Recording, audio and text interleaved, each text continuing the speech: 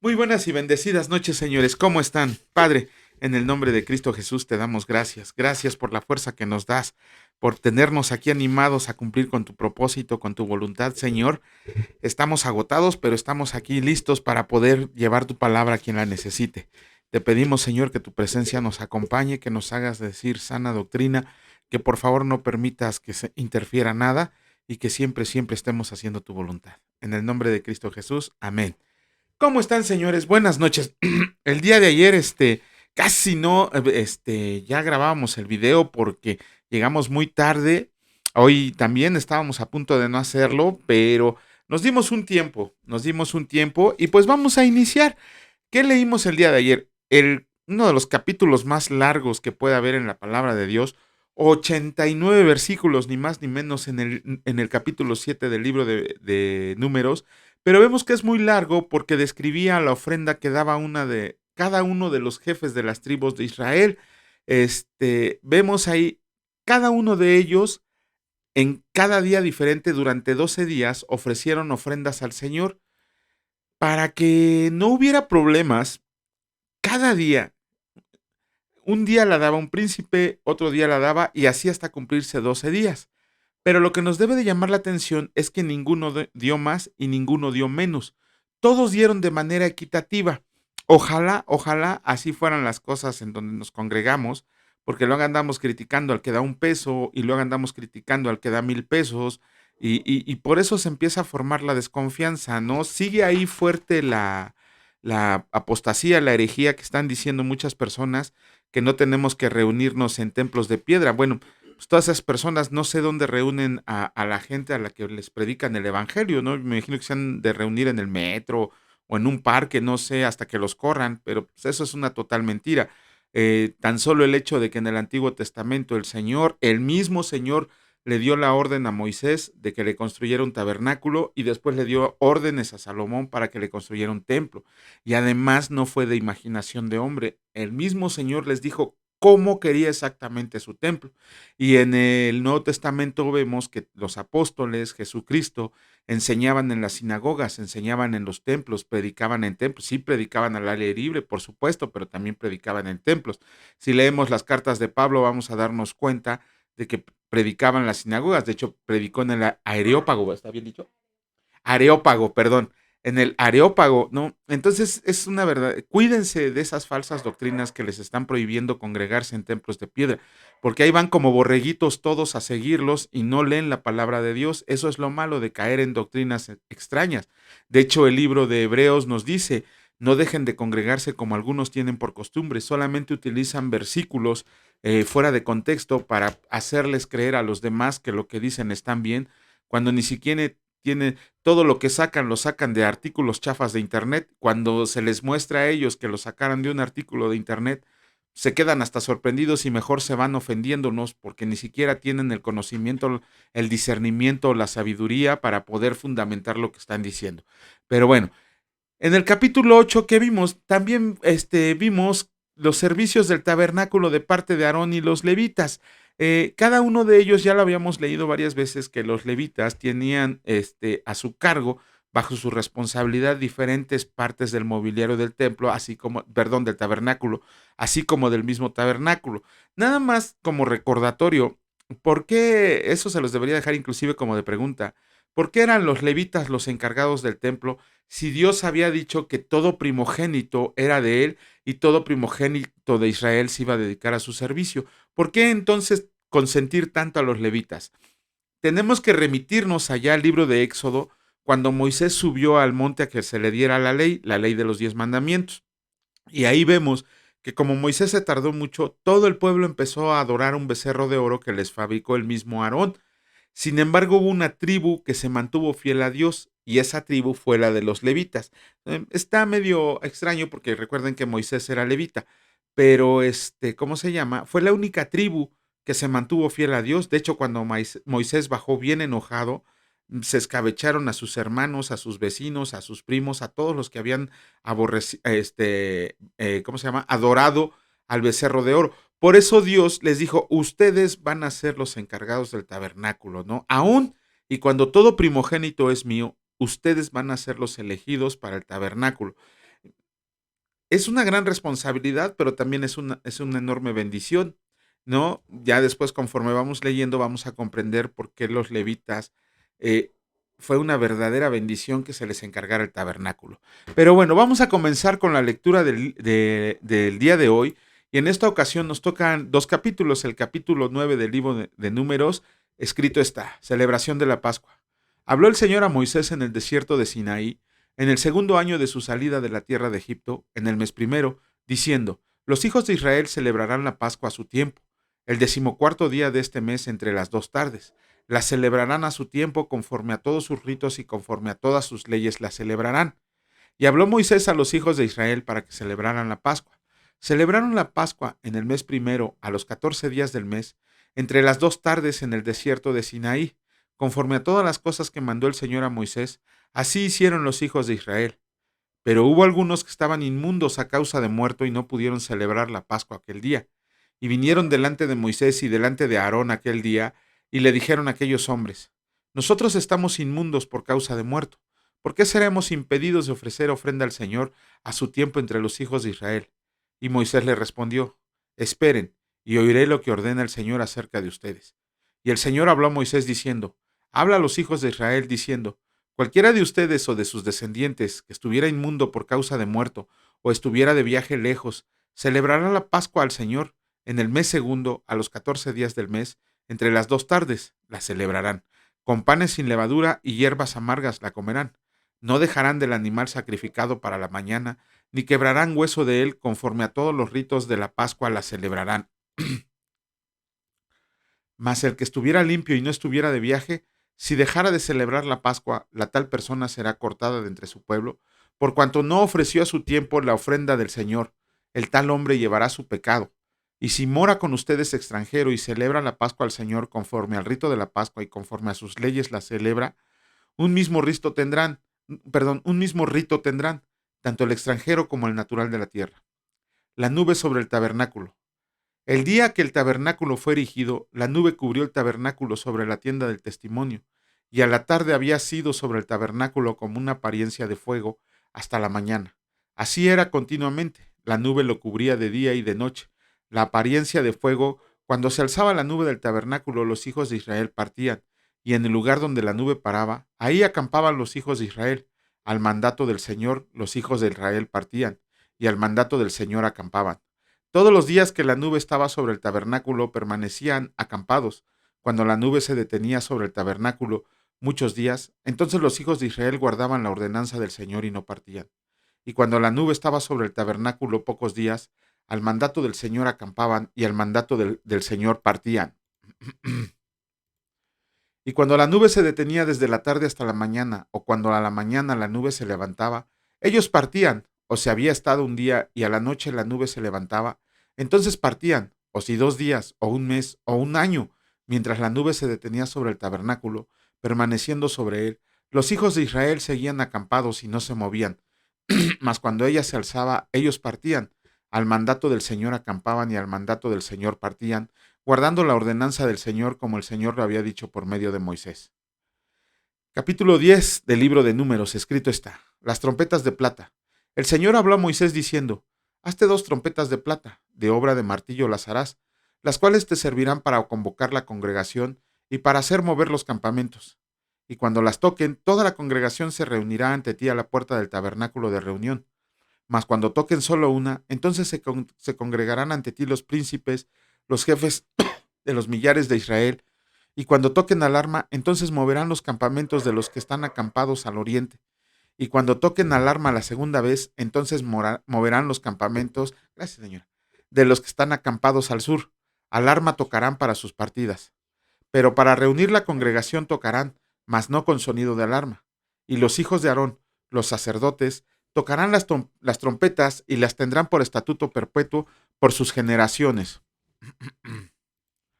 Y cuando salgan a la guerra en su tierra contra el enemigo que los moleste, tocarán alarma con las trompetas y serán recordados por el Señor su Dios, y serán salvos de sus enemigos. Y en el día de su alegría y en sus solemnidades, y en los principios de sus meses tocarán las trompetas sobre sus holocaustos y sobre los sacrificios de paz, y les serán por memoria delante de su Dios. Yo el Señor su Dios. los israelitas salen de Sinaí. En el año segundo, en el mes segundo, a los 20 días del mes, la nube se alzó del tabernáculo del testimonio, y partieron los hijos de Israel del desierto de Sinaí según la orden de marcha, y se detuvo la nube en el desierto de Parán. Partieron la primera vez al mandato del Señor por medio de Moisés. La bandera del campamento de los hijos de Judá comenzó a marchar primero por sus ejércitos, y Naasón, hijo de Aminadab, estaba sobre su cuerpo de ejército y sobre el cuerpo de ejército de la tribu de los hijos de Isaacar, Natanael, hijo de Suar, y sobre el cuerpo del ejército de la tribu de los hijos de Zabulón, Eliab de Elón. Después que estaba ya desarmado el tabernáculo, se movieron los hijos de Gersón y los hijos de Merari que lo llevaban. Luego comenzó a marchar la bandera del campamento de Rubén por sus ejércitos. Y Elisur, hijo de Sedeur, estaba sobre su cuerpo de ejército, sobre el cuerpo de ejército de la tribu de los hijos de Simeón, Selumiel, hijo de Surisadai. Y sobre el cuerpo de ejército de la tribu de los hijos de Gad, Eliasaf, hijo de Deuel. Luego comenzaron a marchar los coatitas llevando el santuario, y entre tanto que ellos llegaban, los otros acondicionaron el tabernáculo. Después comenzó a marchar la bandera del campamento de los hijos de Efraín por sus ejércitos, y Elisama, hijo de Amud, estaba sobre su cuerpo de ejército, sobre el cuerpo de ejército de la tribu de los hijos de Manasés, Gamaliel, hijo de Pedasur, y sobre el cuerpo de ejército de la tribu de los hijos de Benjamín, Abidán, hijo de Gedeoni. Luego comenzó a marchar la bandera del campamento de los hijos de Dan por sus ejércitos, a retaguardia de todos los campamentos, y Aieser, hijo de Amisadaí, estaba sobre su cuerpo de ejército, sobre el cuerpo de ejército de la tribu de los hijos de Aser, Pagiel, hijo de Ocrán, y sobre el cuerpo de ejército de la tribu de los hijos de Neftalí, Ahira, hijo de Enán.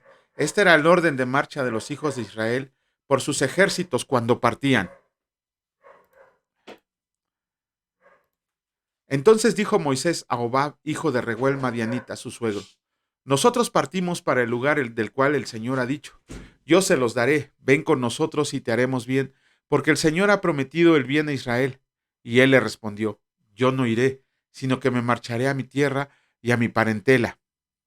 Y él le dijo: te ruego que no nos dejes, porque tú conoces los lugares donde hemos de acampar en el desierto, y nos serás en lugar de ojos. Y si vienes con nosotros, cuando tengamos el bien que el Señor nos ha de hacer, nosotros te haremos bien. Así partieron del monte del Señor camino de 3 días, y el arca del pacto del Señor fue delante de ellos camino de 3 días, buscándoles lugar de descanso, y la nube del Señor iba sobre ellos de día desde que salieron del campamento. Cuando el arca se movía, Moisés decía: levántate, oh Señor, y sean dispersados tus enemigos, y huyan de tu presencia a los que te aborrecen. Y cuando ella se detenía, decía: vuelve, oh Señor, a los millares de Israel. Con eso terminamos los capítulos correspondientes del libro de Números del día de hoy, y vamos a comenzar con la lectura del libro de Hechos. De hecho, hoy terminamos el capítulo 11. ¿Pero qué vimos ayer? Ayer leímos los versículos del 1 al 18. ¿Qué nos enseñaron esos versículos? Ok, vemos ahí que después de estar en la casa de este Cornelio el centurión, Pedro regresó a Jerusalén. ¿Perdón? ¿Qué dije? ¿En serio dije cinturón? Discúlpenme. Estoy un poquito ya que estoy en automático. Hemos dormido creo como 3 horas. Pero bueno, entonces repito. Después de estar en casa de Cornelio, el centurión, Pedro regresó a Jerusalén. Pero en Jerusalén ya lo estaban esperando los judíos convertidos. Y cuando llegó, luego le reclamaron al buen Pedro que por qué le había predicado a los gentiles. Ok. Pedro en su defensa les comentó su visión que había tenido del lienzo, donde Dios lo había ¿cómo se llama? ¿Cómo podía decirles?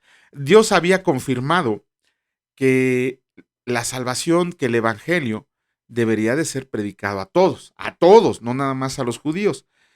Pedro inclusive les menciona que en la casa de Cornelio el Espíritu Santo había descendido sobre todos los que estaban ahí. Y entonces Pedro les dijo: si Dios ya decidió que la salvación y el evangelio va a ser, que el evangelio y la salvación va a ser para todos, Pedro les dice: ¿quién soy yo para oponerme a Dios? Esto nos tiene que enseñar algo. Ayer precisamente le subimos un video, mi esposita y yo, de una mujer cantando, de Sarah Lieberman, una judía mesiánica. Pero nos impactó el hecho que nosotros a veces como que no dimensionamos el sacrificio de Cristo. ¿Por qué? Generalmente nosotros sabemos del sacrificio de Cristo, pero siempre decimos, los demás y yo somos salvos. Ajá. Así ya se nos hace muy fácil decir, somos salvos por el sacrificio de Cristo. Claro, es verdad, nosotros somos salvos por el sacrificio de Cristo. Pero si ahorita que hemos estado leyendo los libros del Antiguo Testamento, se han ustedes fijado, si han puesto atención, una mujer no podía entrar al tabernáculo, un ciego no podía entrar al tabernáculo, un cojo no podía entrar al tabernáculo, un extranjero no podía entrar al tabernáculo, un esclavo no podía entrar al tabernáculo. Una persona, inclusive que se había convertido al judaísmo, no podía entrar al tabernáculo. Nadie que tuviera una uña chueca podía entrar al tabernáculo. Era una ley muy exclusiva, no permitía que nadie entrara a la presencia de Dios. De hecho, cuando el pueblo, es más, ¿qué hacían con los leprosos? Los echaban fuera del pueblo. ¿Qué hacían? Miren, es tan rigurosa la ley, es tan pesada la ley, que si alguien pisaba popó de perro, se tenía que salir fuera del pueblo hasta la noche para que no entrara inmundo. Lo dice la palabra de Dios, le estoy poniendo un ejemplo muy burdo, pero inclusive la palabra dice que aquel que pisara inmundicia de animal o de hombre se tenía que ir a santificar fuera del pueblo y cuando llegara la noche podía regresar a entrar al pueblo, ya no digamos al tabernáculo, al pueblo. ¿Qué pasa con el sacrificio de Cristo? ¿Qué pasa con el sacrificio de Cristo? Que nos dio acceso a todos. Ya no hay elitismo. Pedro les dice, Dios no hace acepción de personas. ¿Por qué?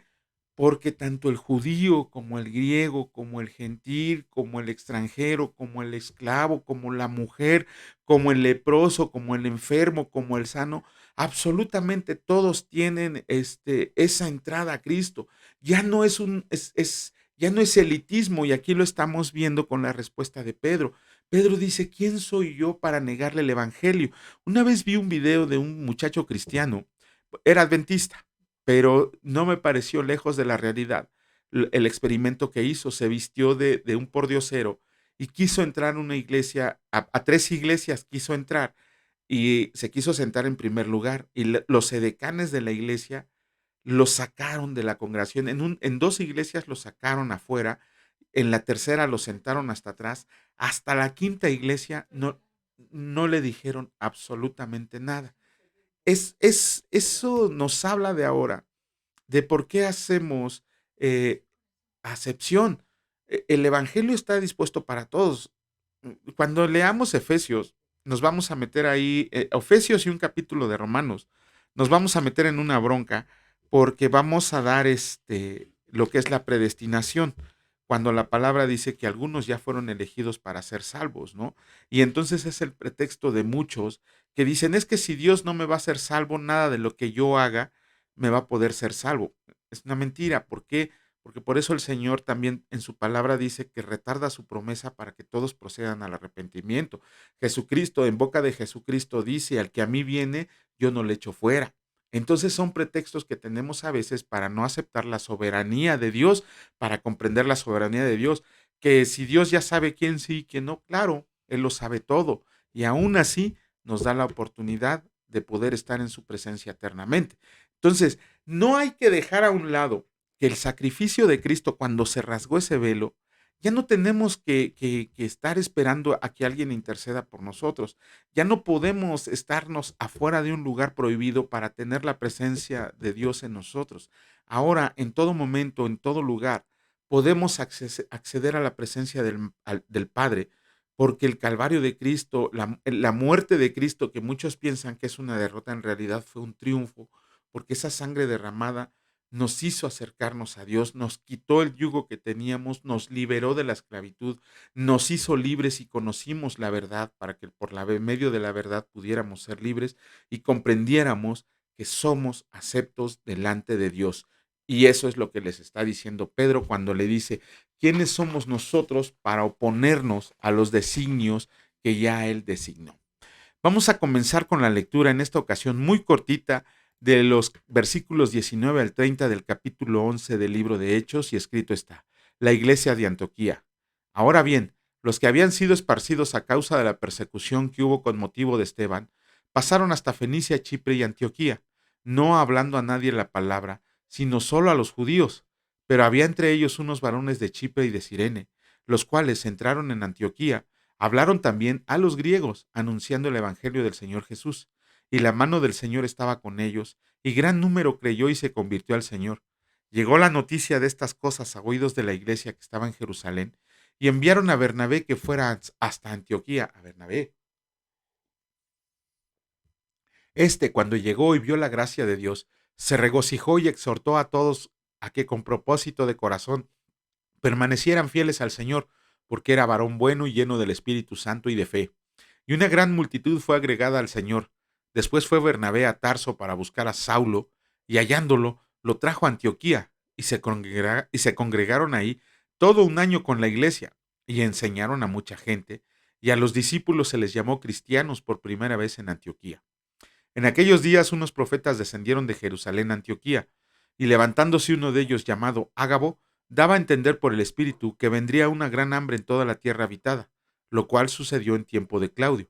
Entonces los discípulos, cada uno conforme a lo que tenía, determinaron enviar socorro a los hermanos que habitaban en Judea, lo cual en efecto hicieron, enviándolo a los ancianos por mano de Bernabé y de Saulo. Con esto terminamos la lectura del día de hoy. Muy rápida la lectura a diferencia de los demás días. Y pues vamos a darle gracias al Señor. Señor, en el nombre precioso de tu Hijo Cristo Jesús te damos gracias porque tú dispusiste los tiempos para que pudiéramos volver a leer tu palabra, Señor, para que lo pudiéramos llevar a donde tú has determinado que haga semilla el día de hoy. Te pedimos, Señor, que así como la sembramos, tú determines el crecimiento, que sean muchos los que procedan a arrepentimiento, Señor, para tener una comunión íntima contigo, Señor, en tu presencia, estar en las bodas del Cordero. Te agradecemos, Señor, porque nos permitiste regresar a casa sin contratiempo, porque llenaste de bendición a nuestra familia, protegiste tu hogar, protegiste a nuestros seres queridos, Señor, y permitiste que regresáramos aquí a estar en tu presencia. Te pedimos asimismo por los que vienen, Señor, por los que van, por todos ellos, que sea tu mano poderosa la que esté siempre con ellos, que los cubras con tu Espíritu Santo para que lleguen con bien al lugar que van. Te agradecemos por el alimento del día de hoy, pero sobre todo por este hermoso pan celestial que tú nos das, Señor, para poder comprender y discernir cuál es tu voluntad. Te alabamos y te bendecimos en el nombre de Cristo Jesús. Amén. Que Dios los bendiga, señores, y si Dios lo permite, nos vemos el día de mañana. Cuídense mucho, descansen. Hasta luego.